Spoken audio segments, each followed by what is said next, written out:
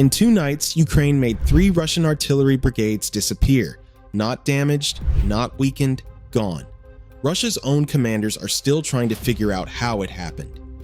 This is the story of Operation Art-Ashan, the strike that took out 171 Russian artillery pieces in 48 hours, and why the number that matters most isn't the guns themselves. Today's video breaks down how Ukraine planned it, why it targeted the one weapon Russian offensives cannot function without, and what happens to a war when your artillery stops answering. Welcome back.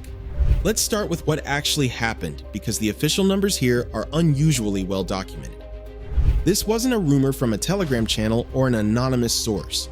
Ukraine's own defense minister, Mikhailo Fedorov, confirmed the operation publicly, and the unit that carried it out, the National Guard's Lazars Group, described it directly.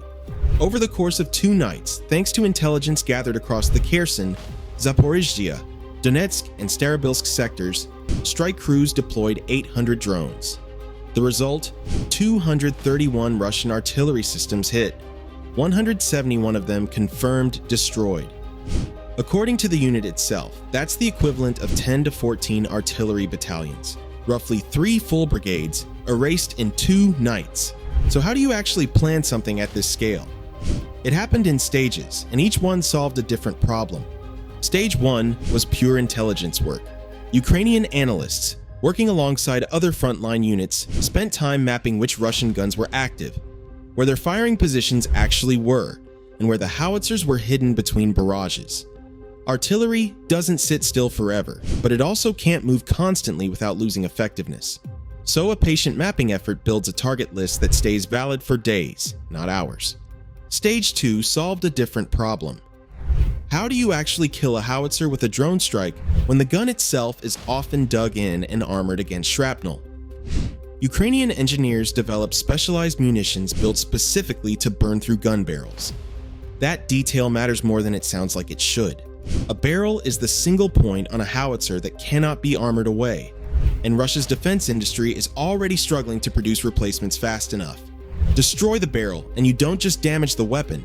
You remove it from the war for as long as it takes to manufacture, ship, and install a new one. Stage 3 was timing. Instead of striking targets as they were found, which gives an enemy time to react, disperse, and adapt, Ukraine held its fire and compressed the entire operation into 2 nights. 800 drones across multiple sectors simultaneously. That density is the whole point. A single lost gun is a maintenance problem. 231 guns hit in 48 hours is a structural collapse, because there is no dispersal fast enough to outrun a strike wave that size. The aftermath was measured, not just claimed. Ukrainian drone reconnaissance confirmed the damage directly, and intercepted Russian communications reportedly showed commanders scrambling to understand the scale of what had just happened. Russian artillery activity across the affected sectors dropped by somewhere between 30 and 81% within the first day, depending on the specific area. Now here's why artillery specifically was the target, rather than tanks or infantry positions. Russian offensive doctrine has depended on the same basic formula since the start of the war. Bombard a position heavily enough to suppress the defenders, then send infantry forward into the gap that bombardment creates. Take away the guns, and that formula breaks at the first step. No suppression means Ukrainian positions stay manned and alert when Russian infantry moves. It also means less counter-battery fire against Ukrainian artillery and drone crews, who can now operate with more freedom and less risk of being targeted back. It also changes the math on Russia's biggest structural advantage in this war: sheer numbers. Russia has always been able to outproduce and outspend Ukraine on raw quantities of shells and guns, and that advantage has shaped nearly every major Russian offensive since 2022. But quantity only matters if the guns can actually mass their fire on a target at the moment an assault begins. Scatter 3 brigades worth of that firepower across storage depots waiting for repair, and the raw numbers on paper stop translating into shells landing on Ukrainian trenches. This is exactly the kind of asymmetry Ukraine has been trying to engineer throughout the war, using precision and timing to cancel out an adversary's advantage in mass. And replacing 171 guns is not a fast process, even on paper.